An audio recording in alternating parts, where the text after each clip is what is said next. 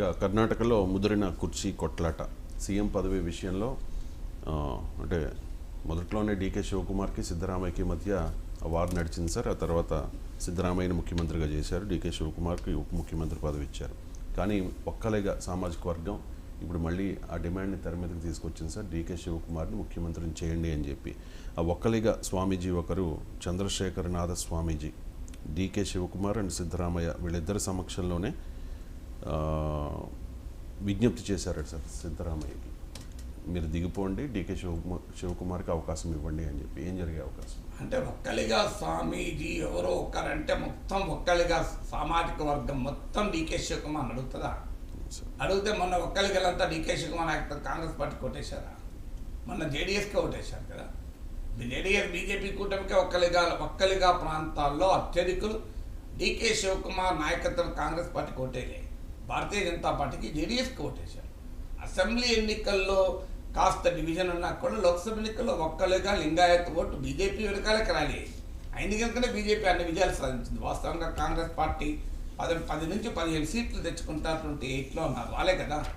So అందువల్ల ఒక సామాజిక వర్గంలో ఒక స్వామీజీ అడిగితే మొత్తం ఒక్కలిగాలంతా అడిగినట్టు కంక్లూజన్ తీయడం ఫస్ట్ తప్పు. సో డెఫినెట్గా ఒక్కొక్క నాయకుడికి వాళ్ళ కాన్స్టిట్యున్సీస్ సపోర్ట్ ఉంటుంది. సో సిద్ధరామయ్య, డీకే శివకుమార్ ఇద్దరు they are the architect of Karnataka verdict.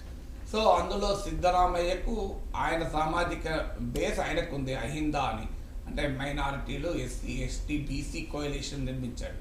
ఈ సిద్ధరామయ్య సృష్టించిన వర్డ్ కన్నడ అబ్రివేషన్ అహిందా అని, అల్పసంఖ్య ఇట్లా అహిందా అని అంటారు. సో అందువల్ల సిద్ధరామయ్యకున్న బలమైన సోషల్ కోalition సిద్ధరామయ్యకు ఉంది.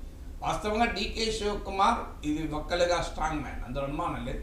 కానీ ఒక్కలిగా జేడీఎస్ వెనకాల ఉన్నారు, ఇప్పటికీ కూడా జేడీఎస్కి అనుకూలంగా ఉన్నారు. ఒక్కలిగా బెల్ట్లోకి ప్రవేశించడానికి డీకే శివకుమార్ నాయకత్వం ఉపయోగపడుతుంది. కానీ కులాన్ని బట్టి ముఖ్యమంత్రి పదవి నిర్ణయించుతారా? డెఫినెట్గా ఒక ఫ్యాక్టర్గా ఉండవచ్చేమో, కానీ ఒక్కలిగా ఓట్ల కొరకే డీకే శివకుమార్ను నియమిస్తే రేపు అహిందా ఓటు పోదా ఇతర వర్గాల ఓటు. అల్టిమేట్గా సిద్ధరామయ్య, శివకుమార్లు ఇద్దరు ముఖ్యమంత్రి పదవి కొరకు కర్ణాటకలో పోటీ పడతారు కూడా భవిష్యత్తులో. ఇది ఒక్క కర్ణాటకలో అయింది. మధ్యప్రదేశ్లో కమల్నాథ్, జ్యోతిరాదిత్య సింధియా పోటీ పడ్డారు, చివరి జ్యోతిరాదిత్య సింధియా వెళ్ళిపోయారు. రాజస్థాన్లో అశోక్ గెహ్లాట్, సచిన్ పైలట్లు చివరి వరకు పోటీ పడ్డారు. ఉత్తర ఛత్తీస్గఢ్లో భూపేష్ బాగల్, సింగ్ దేవులు చివరి వరకు పోటీ పడ్డారు. మీకు హిమాచల్ ప్రదేశ్లో సుఖేందర్ సింగ్ సుక్కు, ప్రతిభా సింగ్లు ఇప్పటికీ పోటీ పడుతున్నారు. స్టిల్ కాంగ్రెస్ ప్రభుత్వం నిలబడ్డది. రాజకీయాల్లో అందులో కాంగ్రెస్ పార్టీ అంటే పోటీ పడరా? ఇప్పుడు బీజేపీ తెలంగాణ రాష్ట్ర అధ్యక్షుడికి ఎంతమంది పోటీ పడుతున్నారు? మామూలుగా పోటీ ఉందా? సో అందువల్ల అందులో కాంగ్రెస్ పార్టీ మొదలే కాంగ్రెస్ పార్టీ. సో కాంగ్రెస్ పార్టీలో పోటీ పడే వాళ్ళు ఎప్పుడూ ఉంటారు. అది పార్టీ దెబ్బ తీసుకుంటుందా, పార్టీని తనకు తాను అందులో ఎవరనెవరు బయటికి వచ్చి పార్టీకి నష్టం చేసేటువంటి పని చేస్తారా? అప్పుడు సమస్య వస్తుంది.